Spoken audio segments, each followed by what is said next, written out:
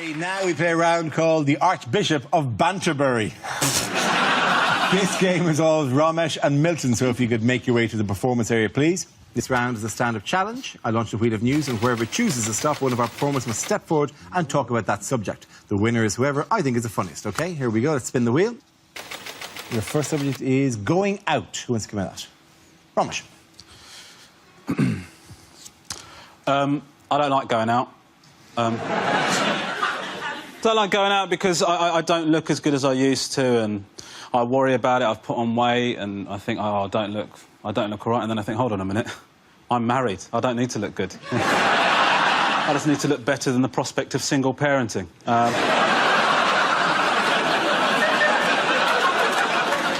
And I think I've got that in the tank, you know what I mean? I went out a while ago, and I was out with my friends. We're all in our 30s. We look like awful tribute acts of us in our 20s, and there's guys there, they're in their 20s, looking ripped and amazing, and I'm thinking, are they going to make us feel bad? Are they going to make us feel awkward? Are they going to make us feel like we're stepping on their turf? And the truth is, they ignore us. Of course they do. Why would they care? See a pride of lions hunting gazelle, they're not going to give a shit when a three-legged hyena rocks up, are they? Comes to the end of the night, this absolutely gorgeous girl walks up to me, does not break eye contact for a second. I said, hello, this is happening. Can phone my wife, tell her I've still got it. The girl walks up to me, says to me, no word of a lie, taxi for Rachel. Thank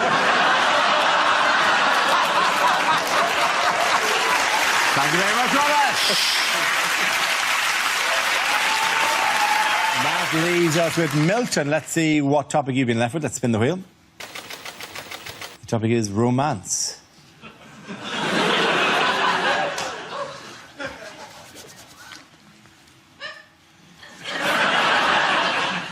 I met my wife on the net. We were both rubbish trapeze artists.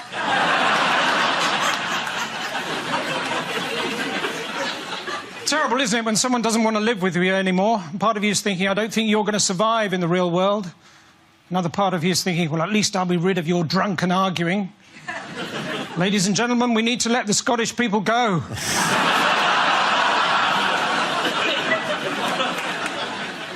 Any Scottish people here? You can go.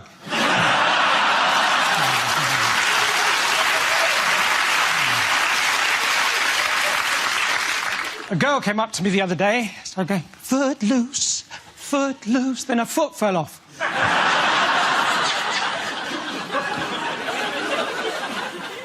I tried to impress a girl once by putting my foot down on the pedal. Turns out she'd seen a bin open like that before.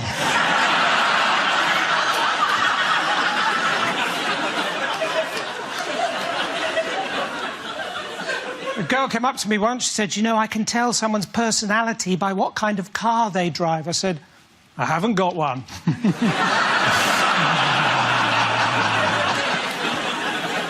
So lads, do you ever get given a job to do and you deliberately do it really, really badly, so you never get given that job again? I mean, I hardly know CPR anyway.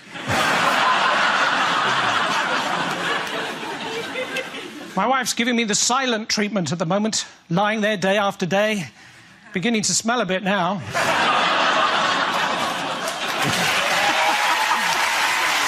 OK, points for both of you there. Come on back.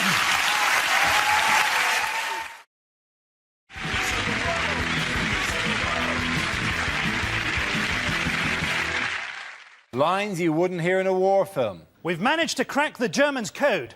Turns out they were sending messages in German.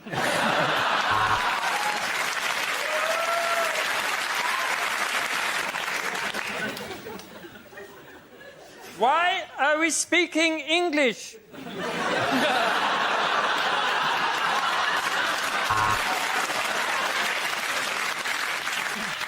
I'm afraid we can't afford goggles. So what we're going to have to do, we're all going to have to go like this.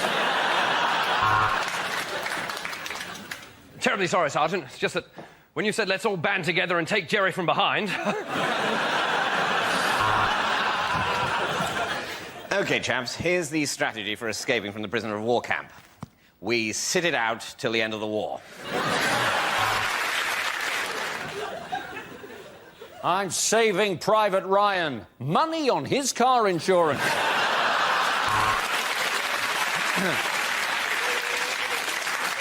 Is anyone else embarrassed that we've all turned up in the same outfit? There's only one way to settle this war, through the medium of dance.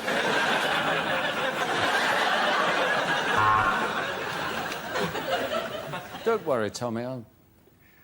I'll make sure she gets it. It's chlamydia, isn't it?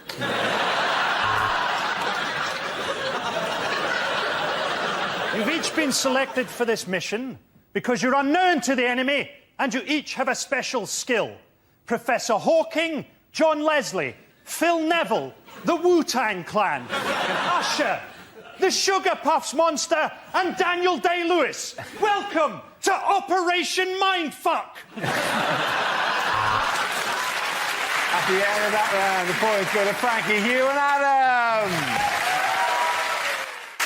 Now we come to scenes we'd like to see, so if everyone can make their way over to the performance area. I'll read out this week's topics and then we'll see what our panellists can come up with. OK, here we go. The first subject is things you wouldn't hear on a news programme. And the markets are as followed. £3 a loose banana there, £3 a juicy straw.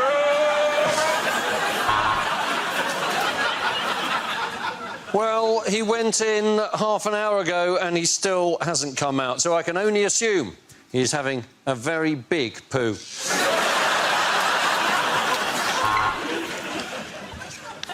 Sad news now. Wally has been found.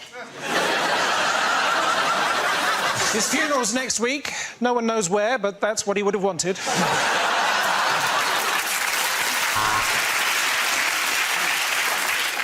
As I stand here in this village where the water is ridden with disease and human faeces, we have to ask ourselves one question.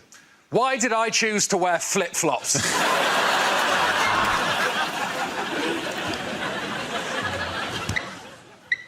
Sorry, I just wanted to check something. I'm standing just a stone's throw from where the meeting is taking place.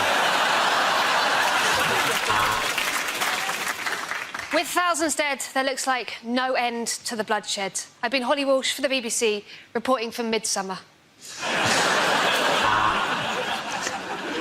Welcome to Fox News. The bastards have been through the bins again and shit on the drive.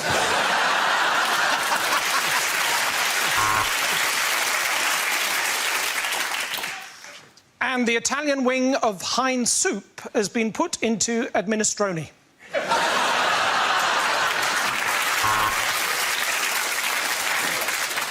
I'm on the scene where the search continued for the beloved pantomime star.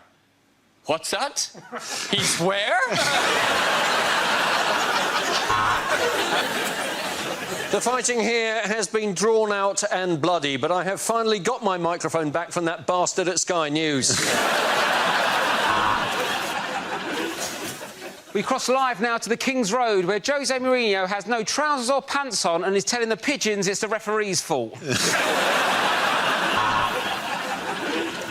And we've got Barry Chuckle on the scene of the crime. Barry, to you.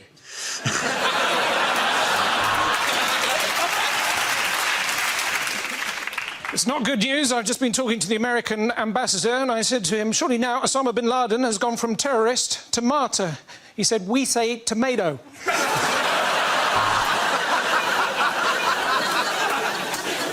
Is there sexism at the BBC?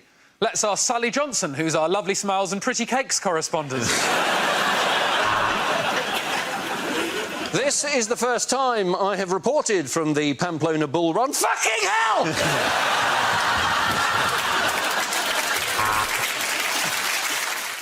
Unlikely things to hear on a property show. 6 months in and Mike has fallen out with the builder. There was no window there and neither of them noticed. With violence and strong language from the very beginning, it's a place in the Sunderland. Yes, it is north-facing, but on the plus side, it's a caravan, so you can just turn it round.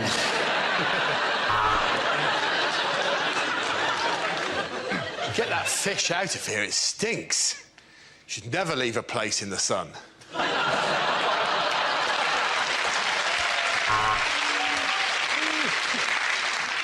We've just 1 hour while Gina's at the shops to improve her flat in Luton. We're setting it on fire and moving it to Oxford. Well, it's another setback. This time the structure is damaged. And for the first time, I'm asking myself, will the Death Star ever be finished?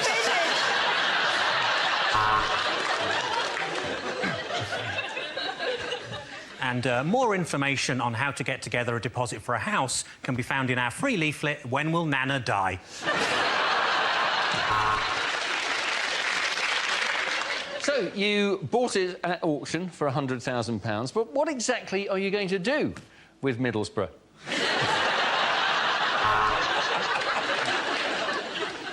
Well, what we've done is we've knocked the wall between the kitchen and the lounge down, and what that's done is killed all the people who were sitting in the lounge. The kitchen's done in a very modern style. We call it crack den. We're looking at a well-equipped council house in Hull. Fridge, oven, washing machine. In fact, this is one of the nicest gardens we've seen. This week on Grand Designs, my gran designs a house. It'll be shit. She's got terrible arthritis and not even a rudimentary qualification.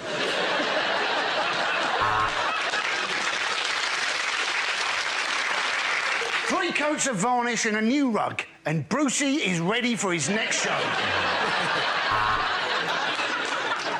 Welcome to the 74-hour-long obsessive-compulsive episode of How Clean Is Your House? Knock it down, tarmac it, fuck 'em.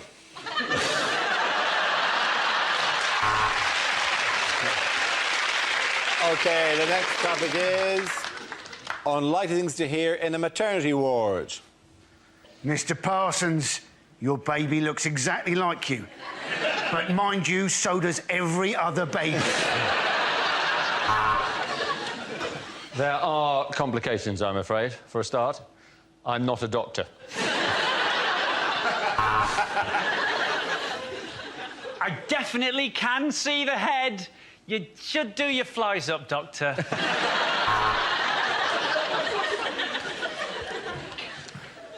Bad news, I'm afraid. He's ginger. Your Highness.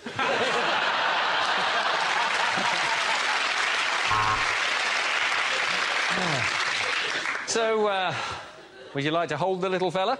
Or shall I give you the baby?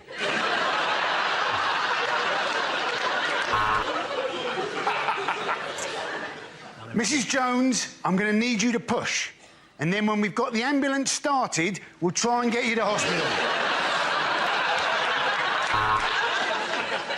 Oh, God, is that my baby? I've given birth to Andy Parsons.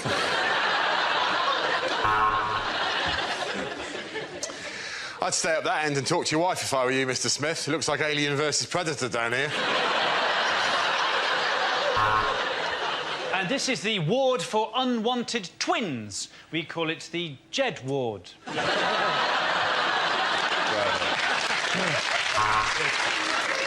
Basically, you just turn them over and slap them on the arse. These nurses' parties are great.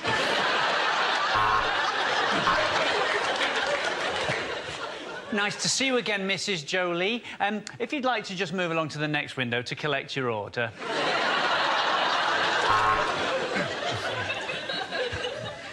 Oh, this isn't your first baby, is it?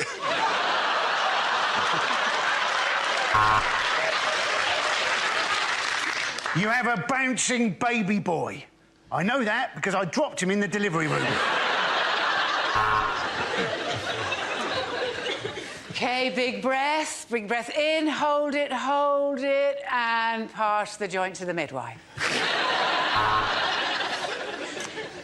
If you're not in when we deliver your baby, is it OK if we leave it with a neighbour?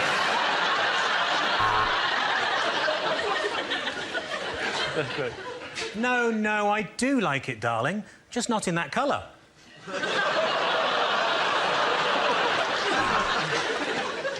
I know you're in great pain, but we need to know your name.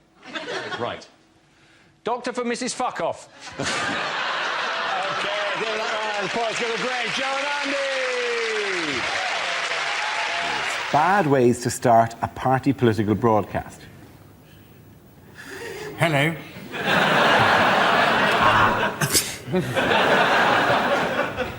My fellow paedophiles. Hang on, I'll be with you in a minute. Guten Abend! As you know, the football is on the other channel. Well, I'm sorry to say that it is mostly the blacks. Hello, I'm John Prescott. Now, I expect you're wondering why I'm making... I think our policies are best expressed in song.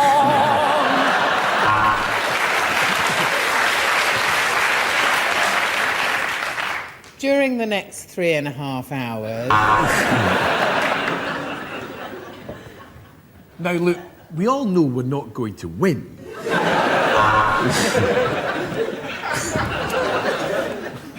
Death to the West.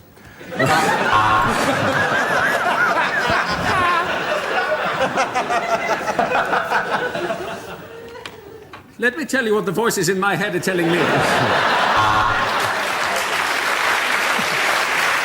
Okay, our next topic is things you'd never hear a French person say. Of course, it looked hopeless, but we kept fighting.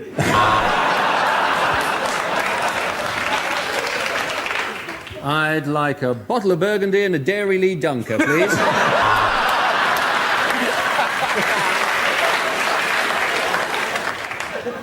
You're English. How nice to meet you.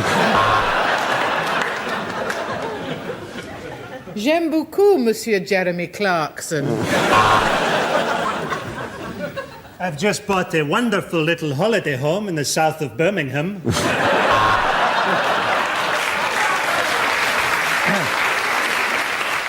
My favourite road? Well, that's got to be the A303. At night, in many ways, it's quicker than the M4 and you get to go past Stonehenge.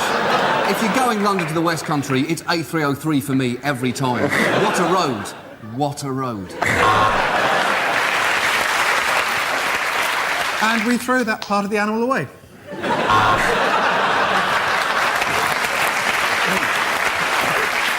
Okay, our next topic is what the voices in Tony Blair's head are saying. You will obey! You will obey!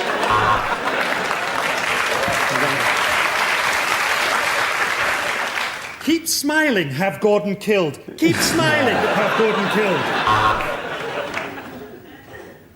Cherie, will you shut the up?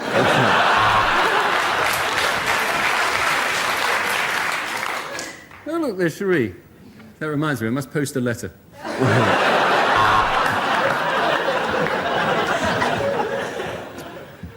I like big butts and I cannot laugh. I wonder what John Prescott looks like in hot pants.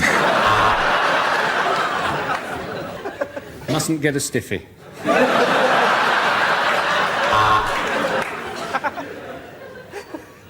Damn it, got a stiffy. Go on, lie. You got away with it last time. Well done, everyone. All come back and sit down. Unlikely things to hear in a science programme. 1643. The cold air balloon is invented. But it doesn't really take off. For Einstein, it was easy to choose a DJ name. He would be MC squared.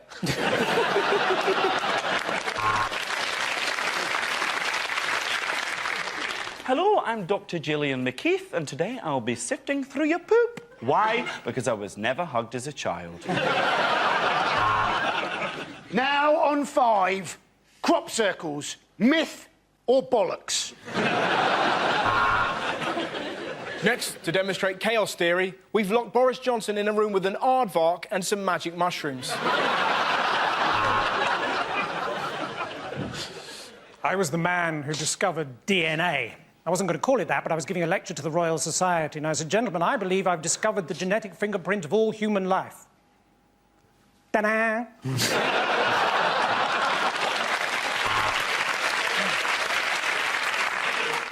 I've been Richard Dawkins. Good night and God bless. Shit! Thanks to carbon dating, this skeleton is now going out with a short-sighted geology student who likes thin people that don't talk much. 1891. Sir Alexander Graham Benn receives the first wrong number telephone call.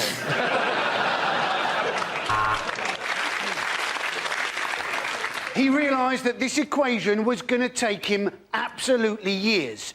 So he switched to a media studies course, which was a piece of piss.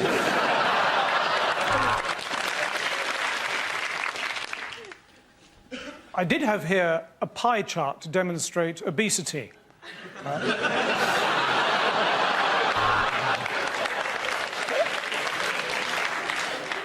Apart from the human, the only animal to enjoy having sex is the dolphin. I had to shag a lot of animals to find that out. I'm a meerkat, she's not lying. Tonight we'll be discussing molecular science. Our guests are Sir Patrick Moore, Robert Winston and Dappy off of N-Dubs. With their tiny arms, could the T-Rex self-pleasure? Let's find out in another edition of Wanking with Dinosaurs. At the end of that round, the points go to Russell, Holly and Andy. OK, here we go. The first subject is lines that you'd never hear in a Bond film. Ingenious, Q. It's a bomb, but it's also a rucksack.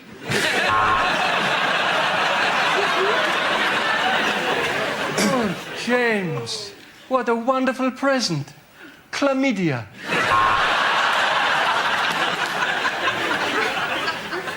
My name is Bond. Mohammed Bond. Everything's ready for your mission, Bond. All you need to do is fill in this health and safety risk assessment. Mr. Bond, have you ever kissed a man? You're very good at poker, but let's see how you do on the fruit machines. Here's your new car, Bond. A Ford Focus. I'll have an egg roll, scrambled, not boiled. Let me get this straight. There's an evil tyrant at the top of a mountain, surrounded totally by armed guards. Do you know, I don't fancy it. It's not just a baseball bat, Bond. It's a baseball bat with a nail through it. Oh, James, is it meant to be this soft? They're getting away. We'll get after them in this pedalo. We'd better slow down. There are speed cameras. I hope you're not going to be one of those Russian agents whose name is just a cheap sexual pun, Miss Suck Me Off.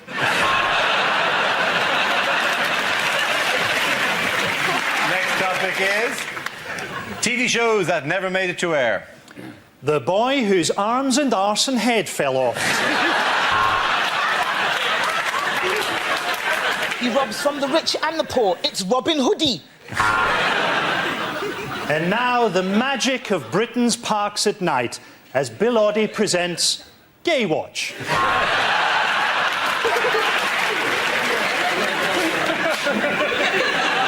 And now on BBC Two, Jack Straw's What Not to Wear.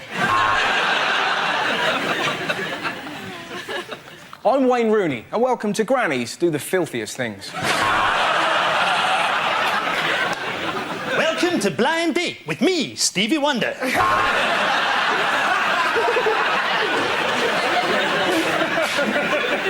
now BBC One, it's the Senile Dementia Show. Where do you think you are?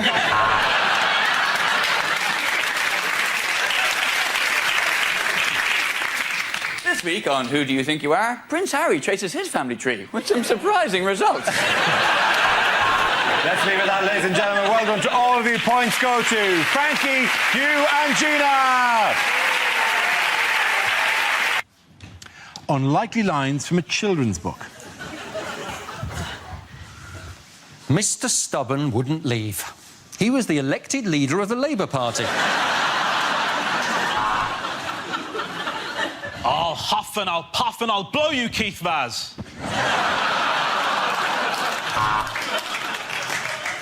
As Noddy looked at his new friends, Rampant Rabbit and Linda the Love Egg, he realised he was in a very different kind of toy town.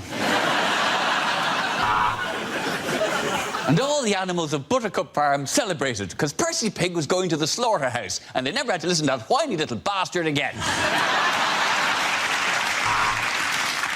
And the beautiful woman was cursed to sleep for 100 years. And that's your defence, is it, Mr. Cosby? She didn't do it. Don't boo her. I'm Paddington Bear from Peru, said Paddington. And if you show me where the toilet is, I'll poo out this condom of cocaine.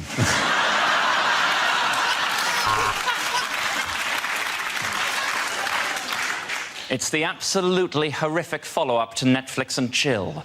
Swallows and Amazons. And was there a happy ending? Well, the prince did love massage parlours. I will never tell you my name. You will have to guess my name, said Rumpelstiltskin, really holding up the queue at Starbucks. From under the bridge came the voice of the troll. Where? Women can't be Ghostbusters, send!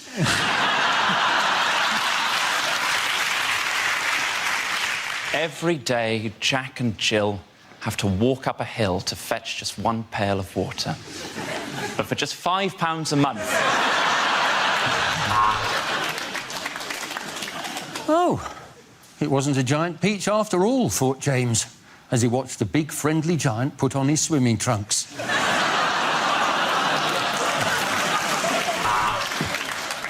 He pushed aside the clothes and there, at the back of the wardrobe, found a magical land of nipple clamps and lube.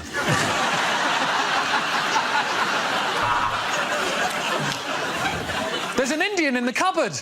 I think he's hiding from UKIP. Oh, well, come on, that's unfair. I've been in this cupboard for bloody ages. OK, the next topic is things you wouldn't hear on a quiz show. You've already used your 50-50 to narrow down the options to A, in, or B, out. Mr. Cameron, are you sure you want to ask the audience?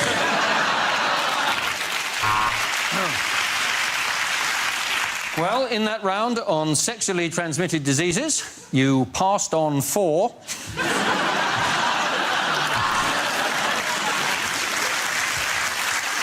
We asked you for things that start with an E. You said, a great night out with the lads. Welcome to Britain's only quiz about birds of prey. Fingers on buzzards, please.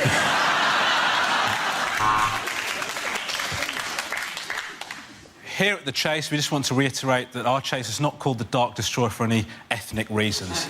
Now, please, could you welcome our new chaser, Raj the Head Wobbler Patel.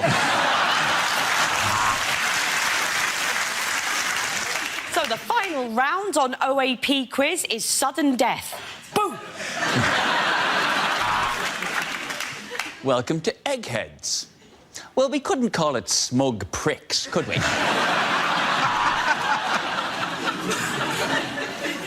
Welcome to Tipping Point, for people who are too thick to follow the chase. Name, Keith Vaz. I mean, Jim. Occupation, MP. I mean, washing machine salesman.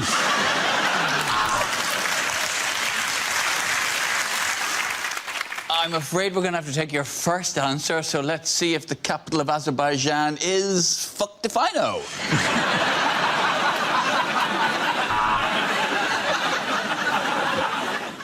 Is that your final answer? I'll marry someone else then.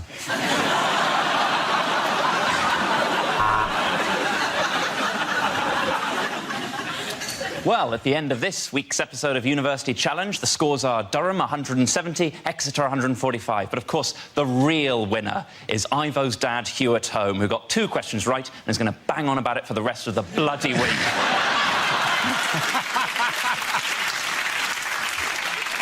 Well, we've given the contestants their meth and sent them to Hampton Court. Welcome to the Crystal Maze.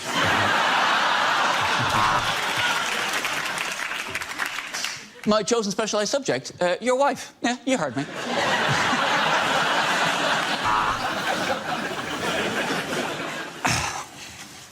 I've started, so I'll finish.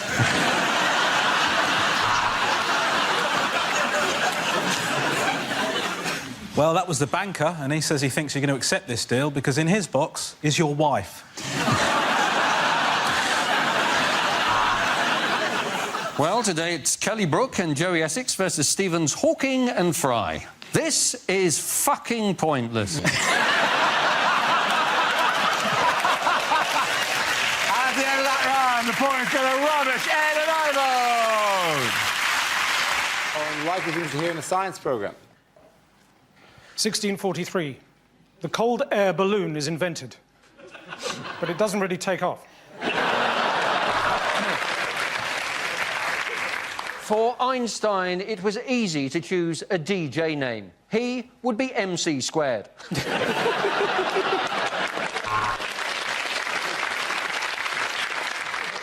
Hello, I'm Dr. Gillian McKeith, and today I'll be sifting through your poop. Why? Because I was never hugged as a child.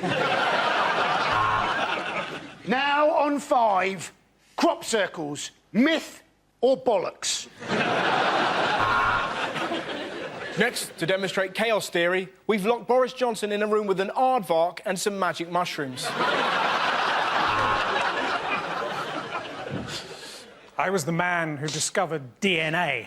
I wasn't going to call it that, but I was giving a lecture to the Royal Society, and I said, gentlemen, I believe I've discovered the genetic fingerprint of all human life.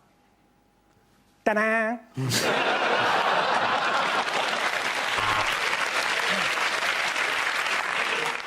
I've been Richard Dawkins. Good night and God bless. Shit!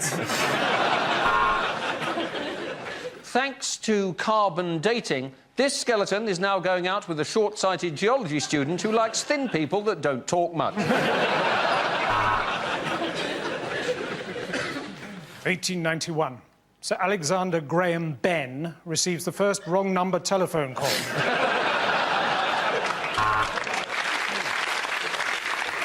He realised that this equation was going to take him absolutely years. So he switched to a media studies course, which was a piece of piss. Apart from the human, the only animal to enjoy having sex is the dolphin. I had to shag a lot of animals to find that out. I'm a meerkat, she's not lying. Tonight we'll be discussing molecular science. Our guests are Sir Patrick Moore, Robert Winston and Dappy off of N-Dubs. With their tiny arms, could the T-Rex self-pleasure? Let's find out in another edition of Wanking with Dinosaurs. At the end of that round, the points go to Russell, Holly and Andy.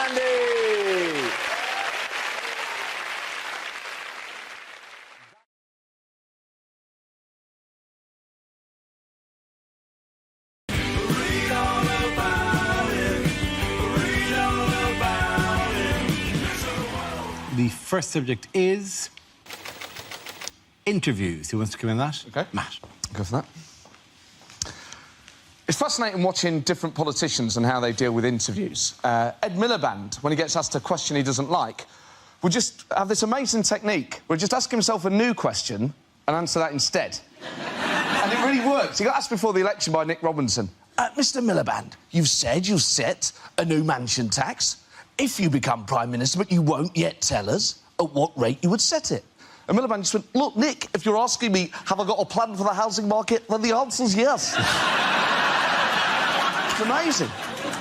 Farage is one of the best ones at it, because no matter what you ask him, he'll get a political answer in somewhere. You could say, Nigel, what you had for breakfast, mate? And he'd go, tea, toast and the Telegraph, Great British breakfast. He always manages to get his messages across. Boris Johnson is fascinating because he just loves avoiding questions, and he uses a twin-track approach of flattery and Latin. And this genuinely works. If he was here now, you could say, Boris, come on, just admit it. You want to be Prime Minister. And he'd go, oh, no, let me just say, great to be here amongst such great learned people on this crucible of culture. Reminds me very much of a phrase my father used to use, divitas, divitum, rectum. Well done, Matt. Very good. OK, so James is left. Let's see what he's been left with. Let's spin the wheel. And the topic is Britain. I wish I was Mexican.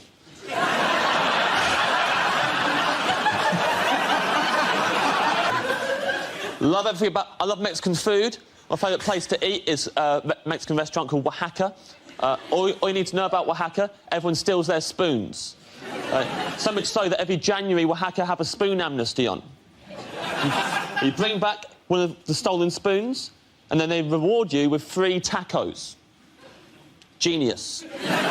Not only do they get their spoons back, they also get to watch while the thieves eat tacos, which I imagine have been interfered with beyond belief. Love Mexican food, love Mexican music. Mariachi music, best music in the world. Top 3 mariachi songs. Number 1. Number 2. Number 3, nothing, because there are no other mariachi songs. Ever been to a mariachi nightclub? It's full of people just going up to the DJ like, hey man, have you got yeah, I'll play it next. How about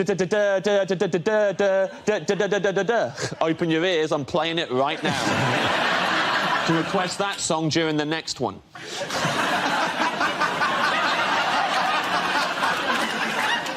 Growing up in school, I was the only kid in my whole school who liked mariachi music. It was a nightmare. I couldn't walk down the corridor without some knob knocking my sombrero off my head, stepping on the back of my poncho on the way in a maths class. Once, a kid wrote Chimichanga Bumboy across my forehead while I was having my post-lunch siesta. He also drew a moustache on my face, but to be fair, that played into my hands. Bravo, very good. Read all about it. Read all about it. It's close, but for sticking to the topic, James Acaster gets the points. Well done to both of you. Come on back.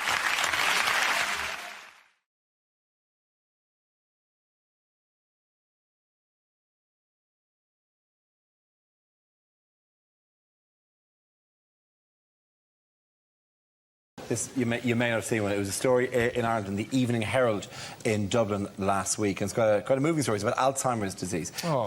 It was, yeah. And the story basically was being a big head may be good for you. Scientists found that large-headed individuals with Alzheimer's have better memory and thinking skills than sufferers with small heads. All of which is quite interesting. You see, next paragraph I found difficult to take. People with larger than average heads, like comedians,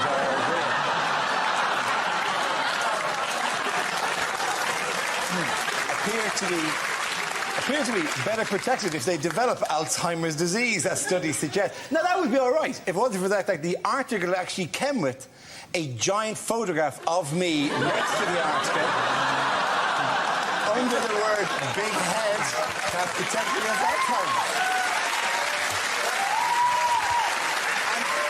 Written underneath that was extra large : report is good news for Dara O'Brien. No, it's not.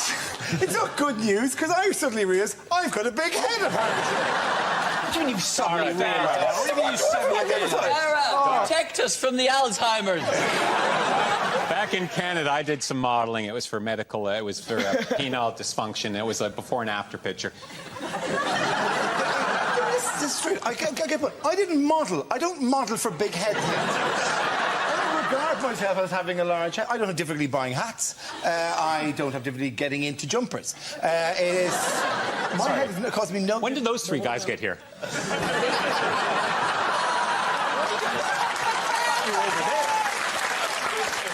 To be fair, a big head doesn't normally cause the owner a problem. It causes the owner's mother a problem. How do you think? And you do look Have you ever seen Dara? It's smaller than my hips, for God's sake. Your head is smaller than your hips. What kind of shape are you? You're a peanut. Shakira. Of course my head is smaller than my hips. Dara, but it's... Is Dara, your look head at me. not smaller than your hips? No! Dara, look at me. Oh, you're weird. Yeah. Look at me. I'm going to take you to a hall of mirrors and show you how you should look. It's going to be the kid from Mars. See, look at that. It's fine. Your head is absolutely enormous. In fact, on a normal-sized head, that would be a full head of hair. But the good thing is...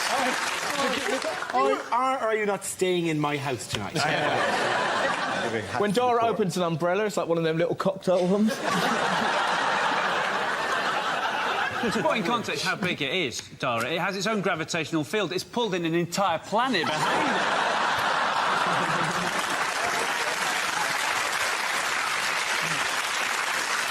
This desk was straight when we started. I was expecting sympathy. That's why I introduced it.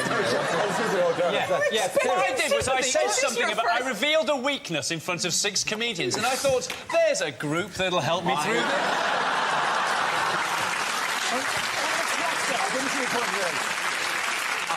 I think of you all as friends. I don't think of you as comedians.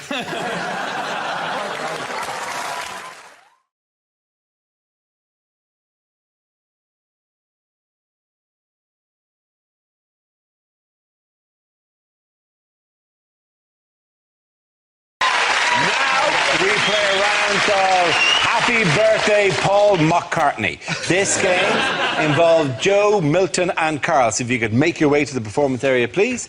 This round is a stand-up challenge. I launch a wheel of news, and wherever it chooses to stop, one of our performers must step forward and talk about that subject. The winner is whoever I think is the funniest, OK? Here we go. Let's spin the wheel. The first subject is retail. Can I have somebody to come in and talk on that? Joe Coffett. Tesco's have announced that they are going to overhaul their shops by employing more staff, which is great because the self-scanning doesn't work, does it? It's just a row of angry people shouting at machines. Just going, but there's nothing in the bagging area. I've removed it from the bagging area. Do you know what's in the bagging area? A friggin' bag. What a surprise. And also, I have to say, though, sometimes a person isn't better, right? I was at Tesco's at the checkout with a person at the checkout, and just by mistake, instead of the Tesco club card, I handed over my Sainsbury's Nectar card. The woman at the checkout in Tesco's, no word of a lie, she looked at the Sainsbury's card, she put it down, she then looked at her own badge. As if to go, maybe she's right, maybe I do work in Sainsbury's. So the shopping came to £3.76, so I gave her £5 and a penny and then stood back and watched her head explode. And another shop, Abercrombie & Fitch, they were famously sued in America because they had a policy of only employing young, very attractive people. I thought, do you think Argos has the exact opposite policy? Thank you very much, Joe Coffey.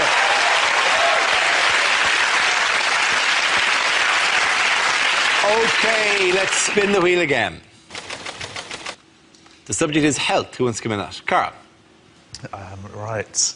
I suffer from recurring stomach problems, which sometimes lead me into quite embarrassing situations. One happened when, about 2 years ago, I went to see Alicia Keys live in concert at the O2 Arena. That's not the embarrassing bit. En route to meet friends to go to the show, I stopped off with my doctor to get a little checkup, and he said it was all fine, but he wanted a stool sample, so he gave me a little pot and said, do your sample, drop it in the morning. So I put it in my bag and then went to meet friends for a drink before the show. About half an hour passed, I felt movement. I thought, I better do it now, I've got to drop it in the morning. So I went to a pub toilet and I did my sample in a pot and put it back in my bag, went out, didn't tell my friends what I'd done, we just carried on drinking. About half an hour later, it's showtime. Went to the O2 Arena where I'd never been before to see Alicia Keys. And I reckon it was about 30 metres from the front of the queue where I found out about their compulsory bag search system. Have you ever tried to explain to a security guard why you're trying to smuggle a stool sample into an Alicia Keys concert? It's pretty tough. When he pulled it out, I've never heard more shock on a man's voice. He just sort of went, what is it? Like that. And I freaked out and said the first thing that came into my head, so I went, it's a pot of shit. Like that. which he then repeated louder, right? He just sort of went, a budget! And it went back down the queue like Chinese whispers. About sort of 20 people back, I think heard somebody go, I think there's a guy with a bowl of chips at the front or something like that. So I'm just there, totally embarrassed, didn't know what to do, I'm always crying. I explain my story. The guy gets his supervisor, who comes over, and this is a great response. I was honestly like, oh, I've got a bug, sorry. And he listens to all that and goes like this, he goes, all right, I believe you, you can keep it.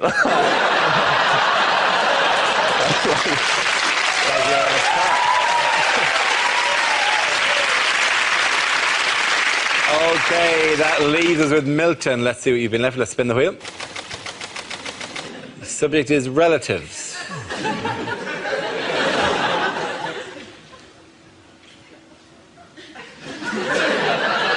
The scariest thing that ever happened to me in my entire life was when I was very little. My dad said, I'm just going to pop upstairs. And he went upstairs and he popped.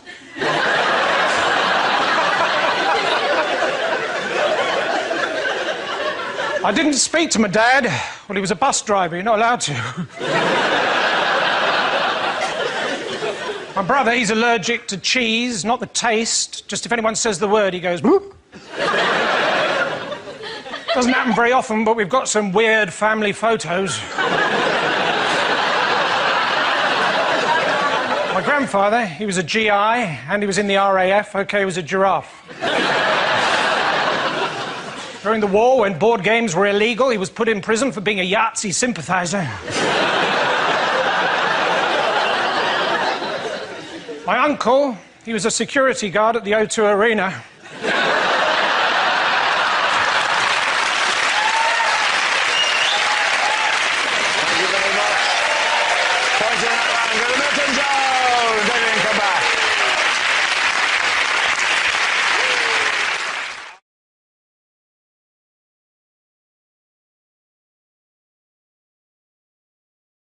Bad things for a teacher to say. Fight! Fight! Fight! Fight! Fight! You know the rules, Thomas. If you forget your PE kit, I take the lesson in my pants.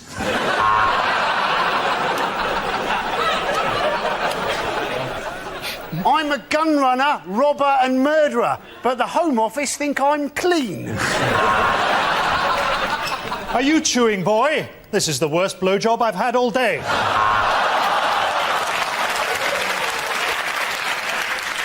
I don't know the answer, Watkins. I just do this job for the holidays. It turns out you're not dyslexic, you're just really, really stupid.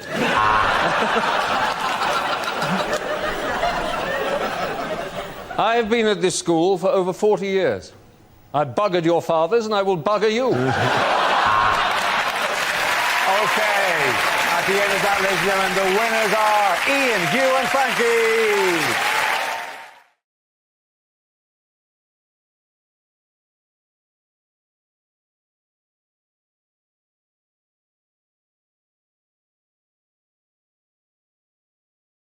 Now we play a round called Trump Around, Trump Around, Trump Up, and Get Down. This game involves John and James. If you could make your way to the performance area, please. This round is a stand-up challenge. I launched a wheel of news, and whoever chooses to stop, one of our performers must step forward and talk about that subject. OK, here we go. Let's spin the wheel. And the topic is home life. Who wants to come in that?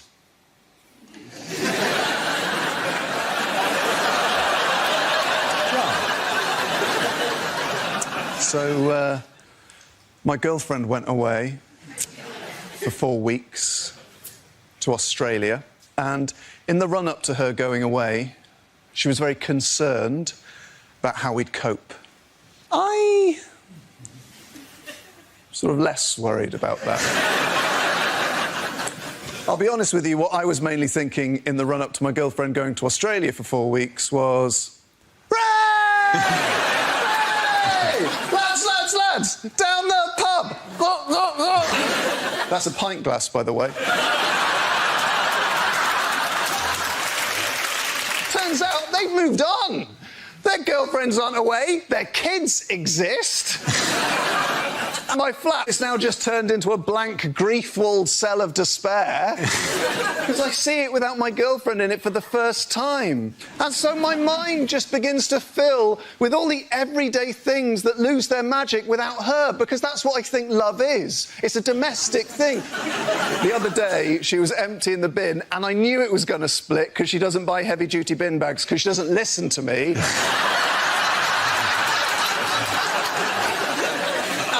She's lifting out the bin, and I can see the main sort of bulk of the refuse is staying there. Meanwhile, the bag itself is just stretching, getting clearer and clearer till it's little more than a shadow. And I think, well, that bag is going to split, but I can't tell her because I've learned. I hear this shrill cry. It's a sound that I've not heard my girlfriend make before, because I'm not much in the bedroom. And I thought, well, that bin bag split, hasn't it? Time to go and lighten the atmos with a few choice quips about why we use heavy-duty bin bags. John Robbins. OK, that leaves us with James. Let's see what your topic is. Let's spin the wheel. And the topic is cinema. There you go. Speaking of the cinema, Sarah Pascoe's an idiot.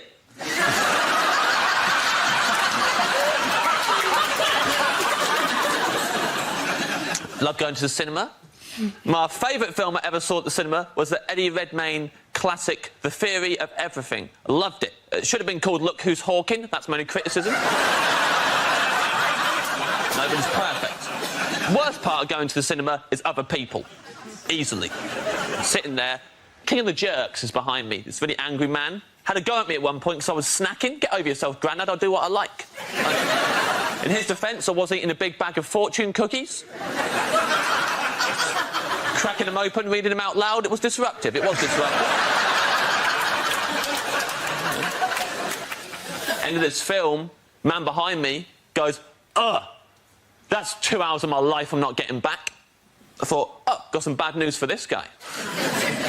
Every hour of your life. Now you're never getting back. They're gone forever. Time is not refundable. Death is the end. And I know that because 5 minutes earlier, I'd read it in a fortune cookie. Thank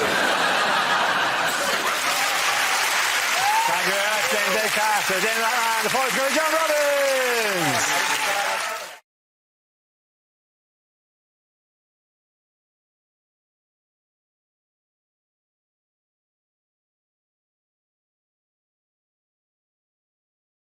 We start with a round called Headliners. Here's a picture of American presidential candidate Barack Obama meeting Gordon Brown this week. But what does BOTE stand for? Is it Brown overdoes the ecstasy? Is it Brown orders tango enema? I think you know when you've had a tango enema. I think it is probably Britain's oddest twins exposed. Is it Brown impersonates cricket umpires? Yeah. Not taking the game seriously. Take the game seriously, It's Mike. very difficult to get all the letters right. You're not getting the rules of this at all, are you? It's very hard to get the letters according to the words. That's why it's a quiz. Is Gordon Brown watching Bill Oddie's tit extravaganza? To be honest, that is a TV show that needs to be made. Yeah. That's fantastic. Is it Brown's old Todger explodes? If it is, it's a shame that they didn't get that in the picture. Yeah. Sorry, Mike. I've got one that fits, I think. Do the letters match the words you're going to say? Is it? I thought today we could have actually had Carol Vorderman reveal the letters. She needs the work. Is it Brown orders tree explosion? Tree explosion? I think there's very little we can do to help you. Is it Barack Obama tours Europe? Yes, it is. Very good. The answer I was looking for is Barack Obama tours Europe. This refers to the presidential candidate's recent whistle-stop tour. After visiting Berlin and Paris, he ended his trip in Britain, where he met Gordon Brown, David Cameron and Tony Blair. There's something of the Messiah about Obama, though. Do you know what I mean? You sort of look at him and you imagine him walking into a room and it's just... Just flowers appearing in rainbows and people leaping out of wheelchairs and women going, I'm pregnant through his eyes. And you imagine Gordon Brown walking into a room and all you can see is a dog vomiting. That's it. There's this thing, isn't there? There's a big fuss because Barack Obama got, what was it, 200,000 people in Berlin? Let's not forget that the last time 200,000 people gathered in Berlin, it was to listen to the most evil man in the world, David Hasselhoff. This is what worries me about Barack Obama, though. Well, you know, he might well be elected. We don't know. He might be elected in November. He'd never be elected here because his slogan, his campaign slogan, is "Yes, we can," which is the slogan of Bob the Builder. That is quite ridiculous. Do you know that Gordon Brown gave gave him presents? Obama came, and Gordon Brown gave him 2 books on Winston Churchill and 2 silver picture frames, which immediately stinks of I forgot to buy him a present, wrap shit from the house. And then to give him 2 books on Winston Churchill, if you're getting somebody a book, you need, you know, in case they don't like the book, throw in some variety. It's just classic Gordon Brown. I'll get him a book on Winston Churchill, and if he doesn't like that, I think we'll go for another one on Winston Churchill. You know, what's for dinner? Pasta. But if you don't like that, I can easily whip up some pasta. The man's a complete idiot. Do you know what he got in return? Well, nothing, because Obama left them on the plane, Obama unbought at duty-free. Yeah, unless he came in and said, this, in this suspiciously triangular box, is a gift I bought you. Yeah, it's a Toblerone. But you see... I got you. The thing we've got to remember about Obama, right, is he doesn't just appeal to black voters because they think that he's going to change society. He also appeals to American white voters who think that he's Tiger Woods. I mean, let's face it, who is he actually going to be up against? He's going to be up against Senator John McCain, right? A man who came second to George W. Bush for the Republican nomination in the year 2000. What the hell have the Republicans been playing at? The best person they can find is somebody who wasn't quite as good as George W. Bush 8 bloody years ago. Do you know McCain's slogan isn't too good either, actually. Is it no, we can't? No, his slogan is these oven chips contain 35% less fat. Which isn't...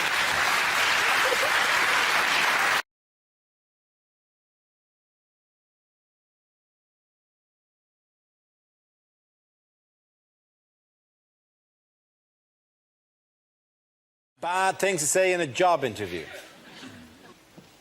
When I said I was a Yale student, I studied key cutting at Mr. Minutes.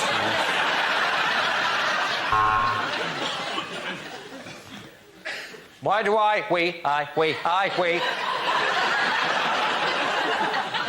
want this job? Don't tell him I have to.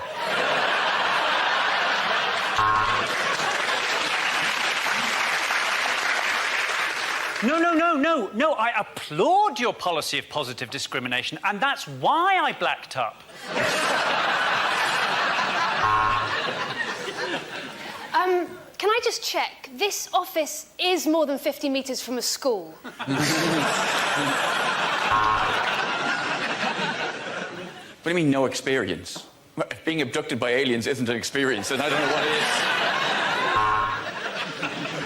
Well, yes, I would make the perfect train driver. I'm always late, and I'd break down really easily.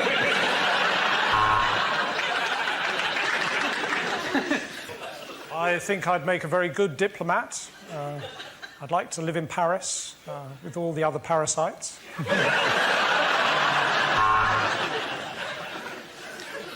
What do I see myself doing in 5 years' time?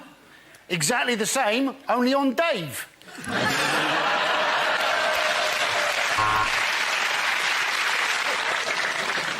Thank you for seeing me. I hope you don't mind if I stay sat down for a moment. I've got a little erection bubbling away.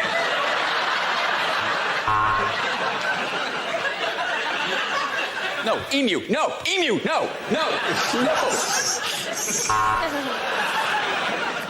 What can I bring to this job? How about the photocopier from my last office? Yes, well, in spite of my lack of medical experience, I still think of gynecology as a calling. What are my weaknesses? Fat birds.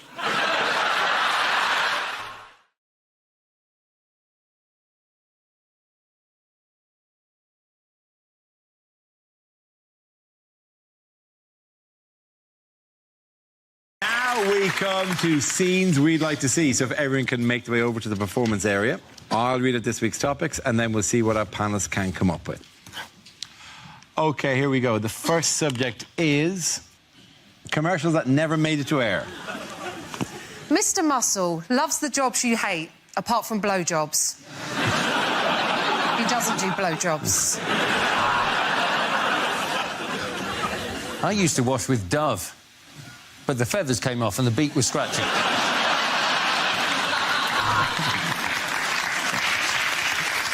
Pepperami. It's a bit of an animal. I'm guessing the anus.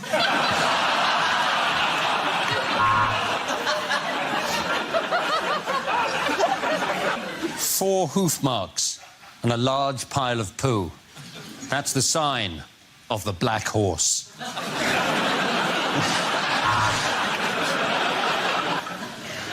Megabus, the only bus company endorsed by Dara O'Brien.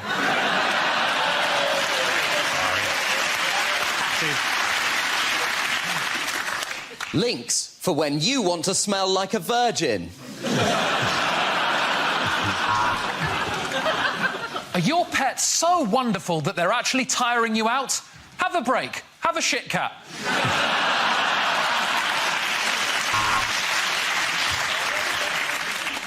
Tesco penis extensions, because every little helps. At Debenhams, we've kidnapped the John Lewis penguin. And if you don't shop with us, we'll kill him.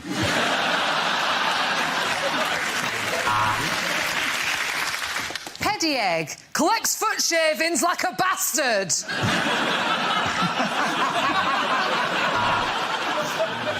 Abby has strong teeth, boundless energy and a shiny coat. She's the best prostitute in London. Barocca, start the day the right way with luminous piss. There's now a free gift at the bottom of every box of Frosties. Type 2 diabetes. Uncle Tom's rice, like Uncle Ben's, but a bit more racist. Crack-flavoured Pringles. Once you pop, you really can't stop. Have you been in an accident that wasn't your fault? Ah, bad luck!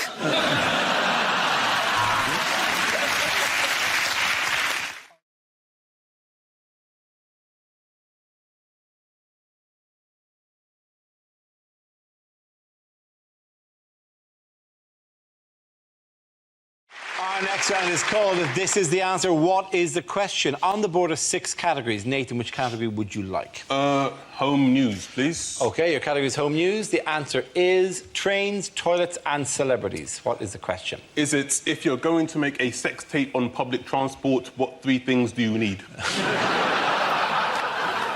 What 3 flavours come through when you're tasting English wine? Is it, according to the coalition agreement, what 3 things do the Lib Dems have responsibility for? Is it name 3 things I've left my umbrella in?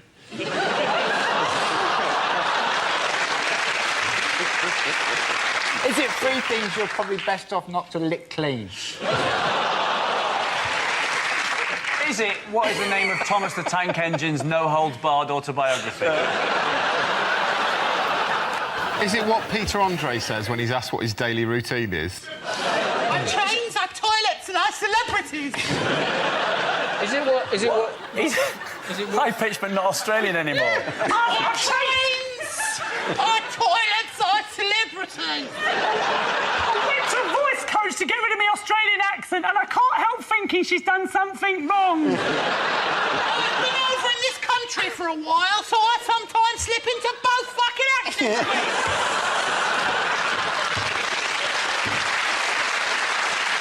Our trains got them a 6-pack. I don't miss my jeans. The answers, the celebrities are making the money for the kids.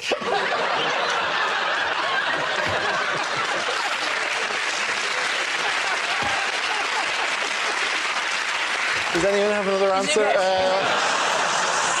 What do we do better than Morocco?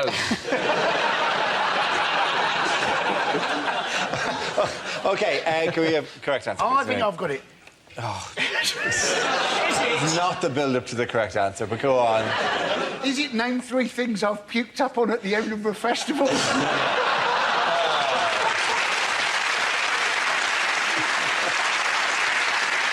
know the answer, Dara. I'll give you the real answer, Dara. Will you give me the real answer? What are the 3 main talking points on a saga holiday? Is it 3 things that are full of shit?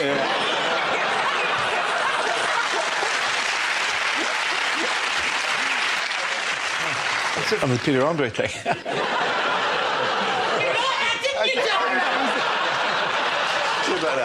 Where it makes the money for the children. That was the combination. Is it? No. What 3 things were most complained about at the Queen's Jubilee? If you can do that in a proper voice. OK. But 3 things were most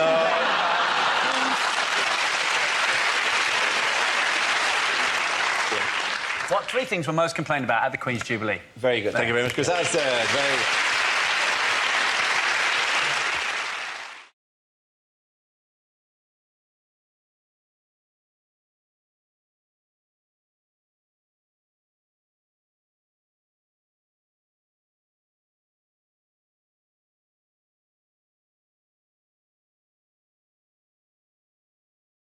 In other news, who has David Cameron had to apologise to in the last week? Queen. The Queen. Yeah, Yes. because he told, I think it was the ex-mayor of New York, wasn't it? And it was overheard by a journalist. He said that when the Queen heard the Scottish referendum result, she purred.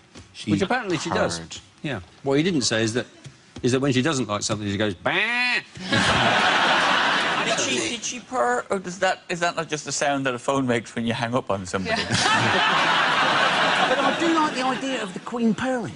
I think that would make a fantastic Christmas message, wouldn't it? Oh, yeah, that's She's sat there on the little armchair. She's got a little saucer of milk, a little scratching post on the other side.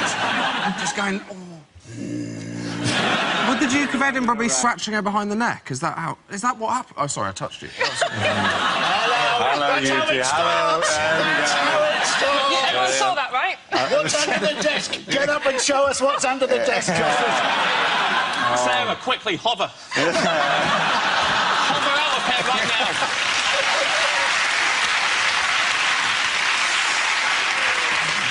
I don't know. I tell you what, that is the furthest I've ever been with a girl. I mean, I get on one level, yes, she's like a cat. We feed her, and she treats us with a fair amount of contempt. I'm disappointed that in the most candid revelation of what she's like on the phone, it was just a bit of a purr. That he didn't say, and I told her, it's OK, Scotland have decided to stay, and she said, oh, get in, you fucking beauty.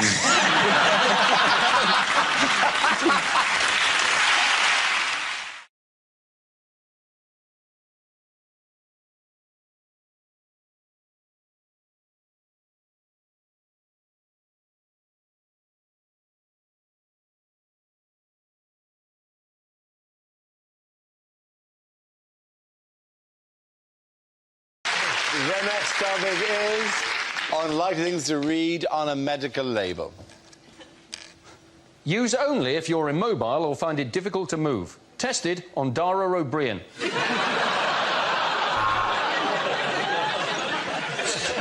Anti-diarrhea medicine. In an emergency, shove the bottle up your arse. As recommended by Michael Jackson. Ditetramethyl chlorobenzoate for the anamial effluence of the tricordic aorta. Does exactly what it says on the tin. Groin cream. Not suitable for people with a nut allergy. Homeopathic tablets. Side effects, none. Main effects, none.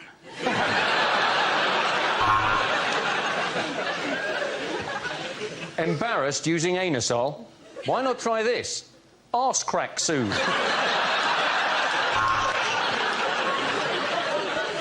Do not eat dairy. Otherwise, we will have nowhere to milk the cows.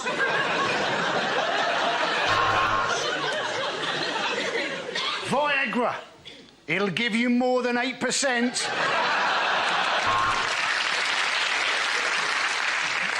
Contains placebo box and made it up a lin.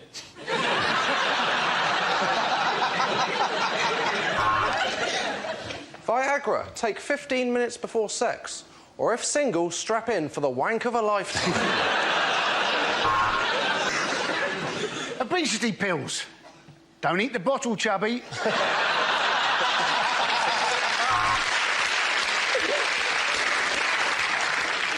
Keep out of reach of children. Not the tablets, you.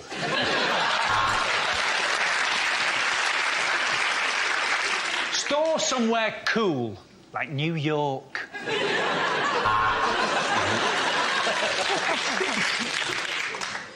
Pregnancy test. Pick up your daughter's boyfriend and shout, "Was it you?" The end of that round, the point's going to Christian Mudden.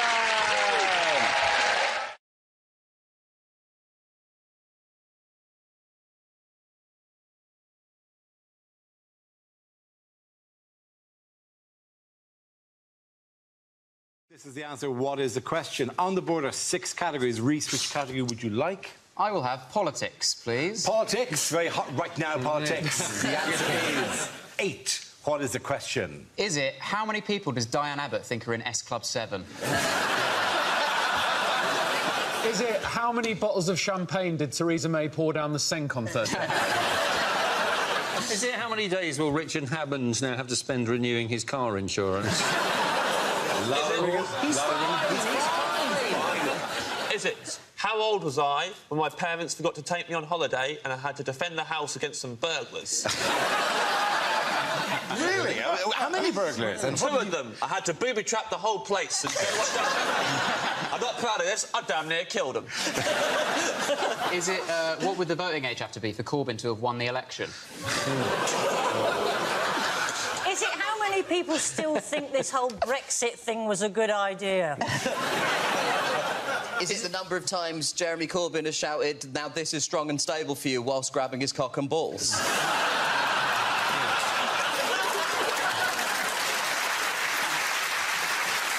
Feels that the sentiment is accurate, but yet somehow I just don't see him doing it. That's a very risque joke coming from me tonight, given that I've come dressed as a brown reverend. You are. Reverend is your look. Is it the supermodel got fired because she what? Is it how many... Are you booing him or society? Is it an all-supermodel audience? No. You don't boo that, it's just called you all fat. He literally called you ugly. And he's not a reverend. He can't do... That's not God talking right there, right? Beware the wrath of the chocolate vicar of Dibley. I thought it was only my family that said that. Is it, how many times an hour do I watch that gif of Jeremy Corbyn high-fiving a boob? I love it. Imagine what he would have done if he'd won. Is it, when I took my driving test, how many minors did I hit? Is anyone the actual correct answer is? Yes. Yeah. How many days till the next election?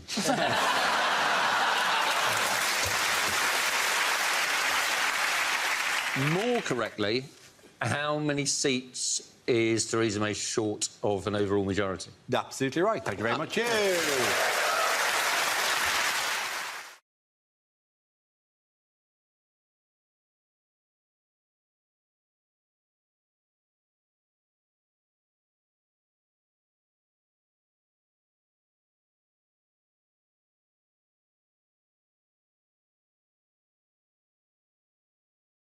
What's been banned for the first time at the GH? Wives. They're no partners are allowed. No partners, girlfriend resort, Ireland. It sounds more like a stag do than a summit. Michelle Obama stayed in Dublin, I think, didn't she? And they went to Riverdance. Is that still on in Dublin? No, Riverdance? actually, I don't. We must have put it on specially.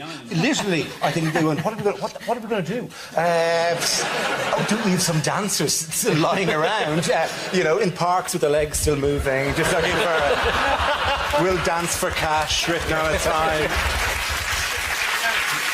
Really? The Obamas think that the reason that in Riverdance they only use the lower half of the body to dance with is because in Ireland all the arms have been decommissioned. I like that. That's really good. I think that'll work itself. A long journey. They got there at the end. They usually have a special.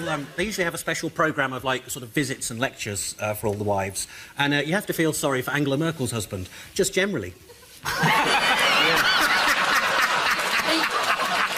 Oh, Joe Merkel. Sorry. Didn't Barack Obama talk to some of the kids before the G8 started? I thought that was good, because out of all the leaders, he's probably the best one. One, because he's obviously a great speaker, and also because most of the young white kids nowadays are talking like they're black. So, probably anyone who can relate. What else does Barack Obama get that Putin wanted? Michelle Obama. Quite possibly, but He got the gym. Yeah. He got the gym, yeah. He got the gym. There was a fight over who would get to go in the gym. Because they wouldn't work out at the same time. Fair enough. It's very difficult to negotiate with somebody who you've seen vigorously toweling their balls. So, what about trade? We talk about this later? No, now's as good a time as any. But he lost, didn't he? Obama got it because Putin gave in because he said he was going to get his exercise by swimming in the lock. Yes, there's a lake lock. Yeah, very early in the morning. It's odd that Putin wanted to swim in an icy lake, because that's normally what happens to his critics. You know, Putin, you know, because he loves the hard man image, doesn't he? This is just a photo opportunity for him. You know exactly that when he comes out of that Northern Irish lake, he'll have a bear going, I just found it. Just a KGB guy in a suit going, can I get out yet? Shit. What tax reforms have they agreed? They have agreed, basically, that they should do more with tax havens, and they should be more transparent. There's always ways around it, though, isn't there? I mean, Jimmy Carr's registered as a Channel Island. I think he's literally registered as a Jimmy Carr. He just pays road tax.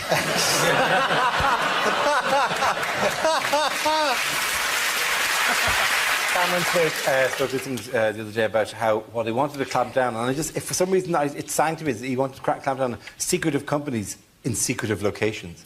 And there's something about the... It's a perfume ad. It is, yeah. Secretive companies in secretive locations. Your armpit. It's all this to do with avoid and evade nonsense, isn't it? Yeah. You can avoid tax, but you can't evade tax. Yeah, that's right, because avoidance is legal, whereas evasion is illegal.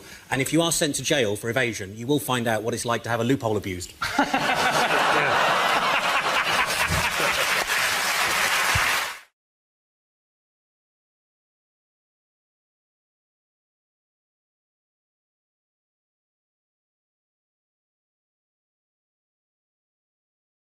First subject is technology. Who's coming on that? Josh.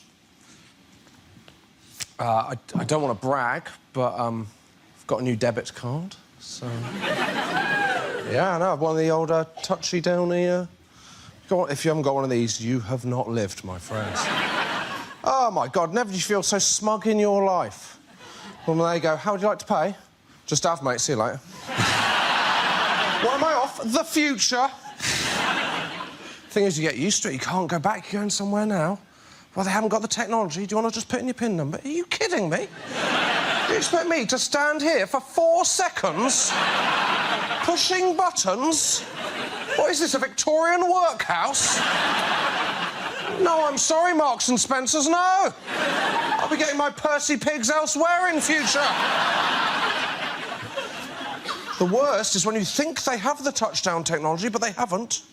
You look like you've never used a debit card before in your life. How do you like to pay? You're just going...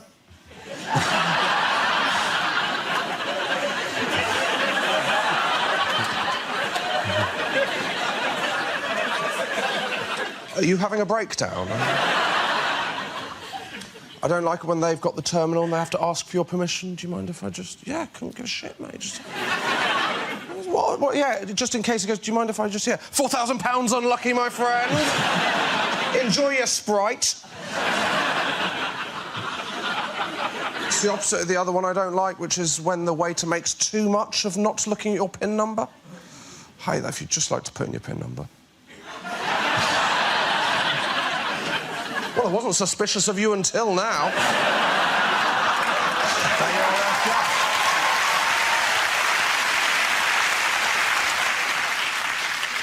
OK, that leaves us with James. Let's see what you've been left with. Let's spin the wheel. And the subject is food. I'm trying to eat more healthily lately. I bought some ready-to-eat apricots this week. They say you are what you eat, which is true, because as soon as I bought the ready-to-eat apricots, I was ready to eat apricots.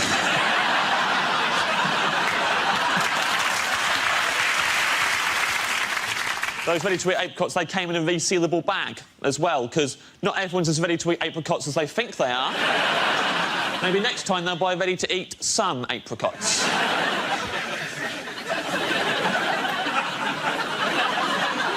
I know shitloads about bread.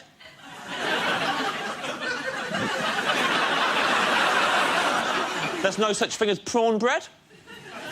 So the origin of prawn toast remains a mystery. Favourite place to eat is Pret a Manger. If you don't know Pret a Manger, it's an authentic French restaurant. So much in there, so much to manger. I love manger in there. I think my favourite thing to manger is the yoghurts. I love to manger the yoghurts. You've got granola on top, then mainly yoghurt, then like fruit compote at the bottom. It's the way they eat it in Paris. And get a spoon, you mix it all together, and then you manger it that way. If you like. Or if you like, just leave it as it is, don't mix it, and just work your way down in order. Like, start off with nothing but granola to begin with, just shoveling raw granola in your mouth, just deflecting off your teeth, then power through the yoghurt for a really long time, getting absolutely nothing out of it, then end on the tangy compote. Like, whoa, what a finale! That's how I eat yoghurt. I eat them like they're packaged. That's why I like them fruit corners. They come with that little chaser. Thank you very much. At the end of the points to James Acaster.